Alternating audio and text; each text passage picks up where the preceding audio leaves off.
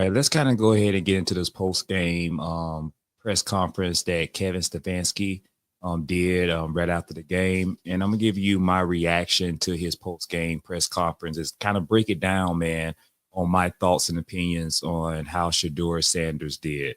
Let's get into it, shall we?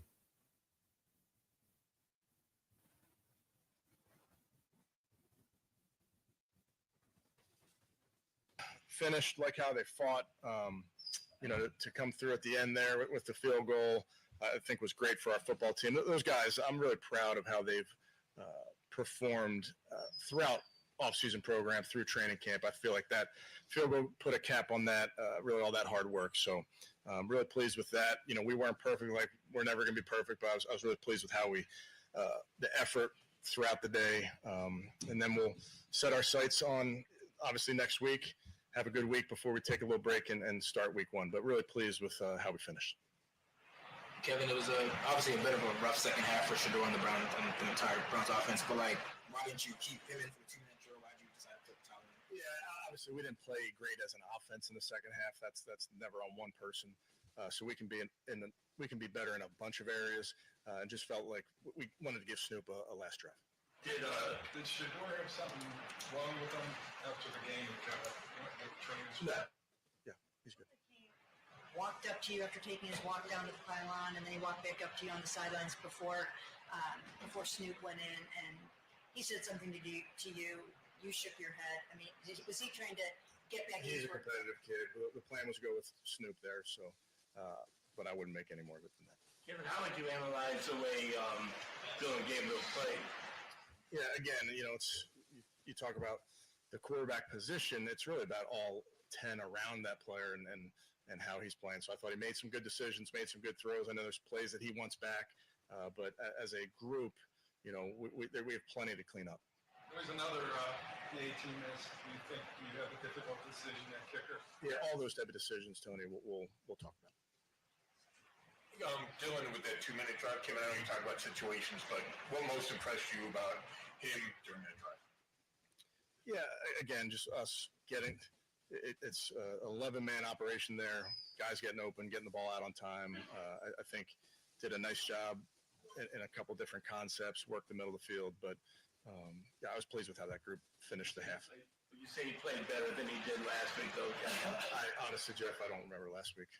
Kevin, is there a long-term concern about Ethan's knee?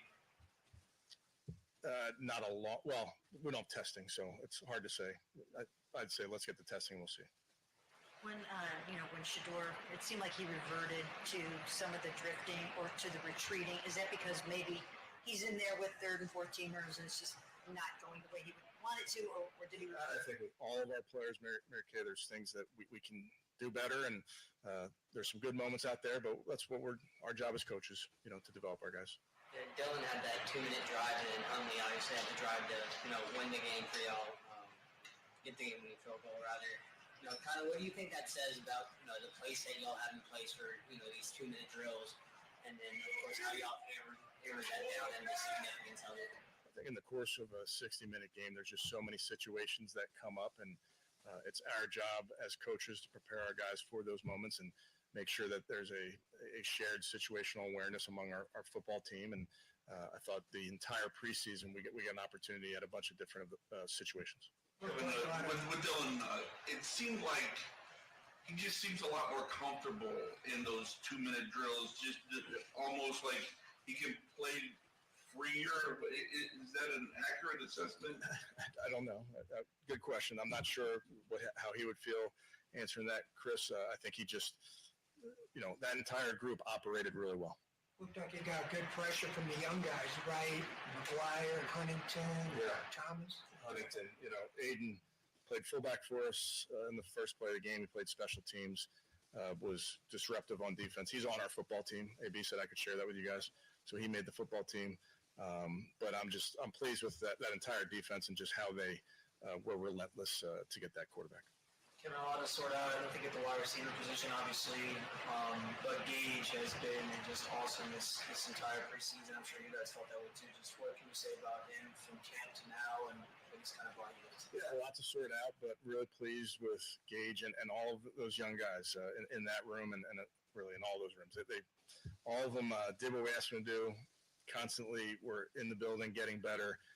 He's an example of a young man that knows what to do, can line up everywhere, and performed both in practice and in the games. Looked like Shedeur may have been headed towards the X-ray room after the game. Maybe I have that wrong, but he was headed that way.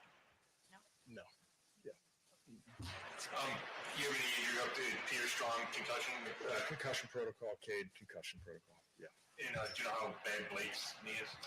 Not after testing, we'll know. I just saw Ethan walk out with a kind of a big brace on his knee. But again, are you still going through further tests? Yeah, he'll have an MRI. Yeah. Kevin, you've been through the whole preseason, 2 weeks away from Cincinnati. Just where do you feel the team is, with 2 weeks left before? We're not there yet. We got plenty of work. I think next week's a big week for us. We'll be working Monday through Thursday before we take that break. So we have a lot to clean up as a football team, offense, defense, special teams, and that's our job as coaches to identify some of those things and get them worked out. But I'm really, really pleased with the effort. I know can be a small thing, but I'm really pleased with the effort. How about that first team? We talked about that. Like Joe, that was his first. A lot of those guys are first time, and then Harold capping it off with his first TD. Yeah, good to get down there. Good to execute in those moments, but. Pleased with how those guys operated. Would you say one of your bigger decisions this week is who will back up Joe in that Bengals game? I'm just not there yet. Mary Kay, I think we got to get through the next couple of days. Harold specifically, for him, just how big that cap is, kind of cap this preseason. What have you seen how he has just sort of developed and grown as a rookie? Yeah, he's done a nice job. He's a young player, just turning 21, but we've really challenged him a lot, Chris, in just the different places we've put him, and he's accepted that challenge. He's a very, very competitive kid. He plays hard, so we're excited about him. Good. Okay, thank you, guys. Thank you. And there you have it.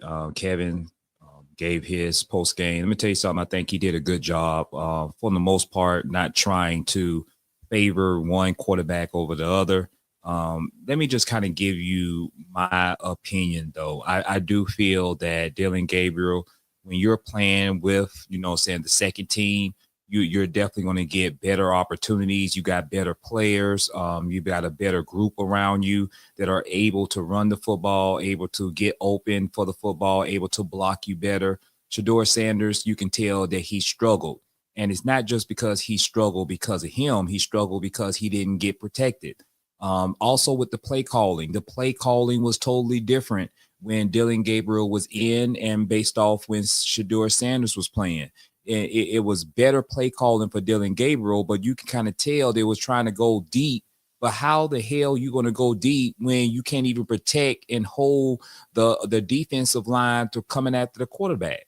I mean, come on, man. You got to do better plays. Do, hitch plays. Do short hitch plays where you can get the ball to the running back or get the ball to your best wide receiver in that group for Shedeur or the tight end. But you have to do better with the play calling. I feel, my personal opinion, I feel this was a setup. I feel this was another way of humbling Shedeur Sanders. This is another way when they don't want him. They don't like all the commotion. They don't like all the praises. You seen all those fans? Those fans wasn't there to see Joe Flacco. Those fans wasn't there to see Dillon Gabriel. Those fans, primarily, most of those fans was there to see Shedeur Sanders. I guarantee you this. If you give Shedeur Sanders an opportunity to play with the first or the second team, he's going to do a hell of a job. Let me say that again. If you give Shedeur Sanders an opportunity to play with the first and second team, he's going to do a hell of a job. And he has an uphill battle that's waiting, that's already here against Shedeur. He understands the assignment. He understands the struggles he's going to have to go through. But this is all a part of the process. He's going to get through it. I believe he was definitely frustrated. You can tell the man didn't even had a chance. There was a couple of plays he should have thrown the ball away, but you got to understand competition. He's trying to make the big play with the little that he has.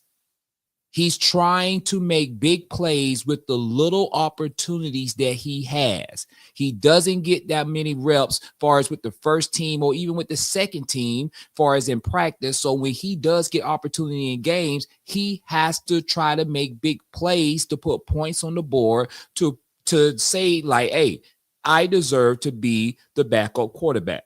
Now, I'm just going to tell you in my opinion. I believe Shedeur Sanders deserves to be the backup quarterback, not Dillon Gabriel. I believe that Shedeur Sanders is a better caliber quarterback than Dillon Gabriel. Y'all already know my feelings on that, and that's it. So y'all let me know in the comment sections, how do y'all feel about just the results with Dillon Gabriel versus Shedeur Sanders? And I know some people are going to say that Dillon Gabriel outplayed Shedeur Sanders, but I'm going to tell you something. I'm going to say that's bullshit, because I feel that when you set up Dillon Gabriel for better opportunities and better circumstances, of course he's going to do better than Shedeur Sanders far as stats wise, because he had a better group. He has a better offensive line. He has a better offensive weapons to be able to make plays for him versus Shedeur Sanders. But if you give Shedeur Sanders that opportunity to put the same opportunity with the same caliber of players that Dillon Gabriel has, and even when practice, I guarantee you're going to see a different outcome, man. Until next time, man. Yeah, thanks for all my supporters joining me on the Royal Figures Talk Show. Stay tuned to the next video. Peace out.